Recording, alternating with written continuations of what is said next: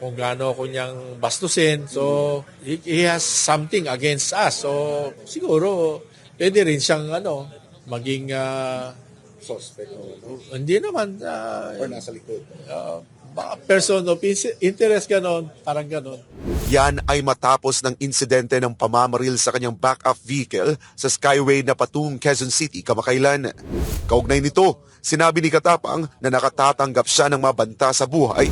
Mag-ingat kayo, ganon. May araw din kayo, ganon. Through text po natatanggap ninyo.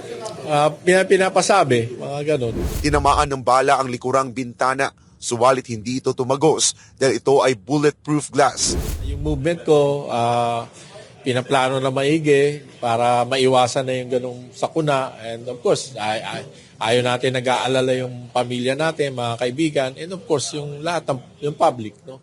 Ngunit, maaari aniya umanong maging person of interest si Bantag.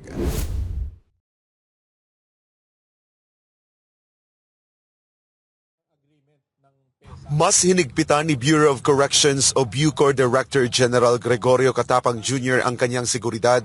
Yan ay matapos ng insidente ng pamamaril sa kanyang backup vehicle sa Skyway na patungong Quezon City kamakailan. Yung movement ko, pinaplano na maigi para maiwasan na yung ganong sakuna. And of course, ayaw natin nag-aalala yung pamilya natin, mga kaibigan, and of course, yung lahat, yung public. No? Ang naturang sasakyan ay ipinahiram ni Katapang kay Deputy Director General for Administration, Attorney Al Pereras, bilang service vehicle nito. Tinamaan ng bala ang likurang bintana, suwalit hindi ito tumagos dahil ito ay bulletproof glass. Pero ang direksyon ng bala ay patungo sa passenger front side kung saan umuupo lagi si Pereras. Wala namang security officers ang tinamaan ng bala sa nasabing pamamaril. Kaugnay nito, sinabi ni Katapang na nakatatanggap siya ng mabanta sa buhay na pinaniniwalaan niyang mula sa mga tutol sa mga reformang ginagawa niya sa Bucor. Mag-ingat kayo, ganon. May araw din kayo, ganon. Through text po natatanggap ninyo.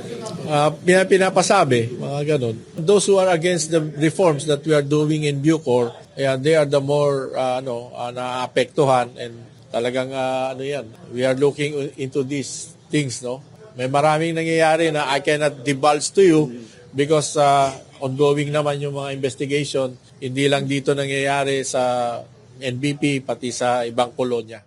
Sa ngayon, pinauubayan ni Katapang sa Philippine National Police ang investigasyon. Hindi naman maituturong suspect ang dating hepe ng Bucor na si Gerald Bantag sa pang-aambush sa nasabing sasakyan ayon kay Katapang. Ngunit, maaari aniya umanong maging person of interest si Bantag.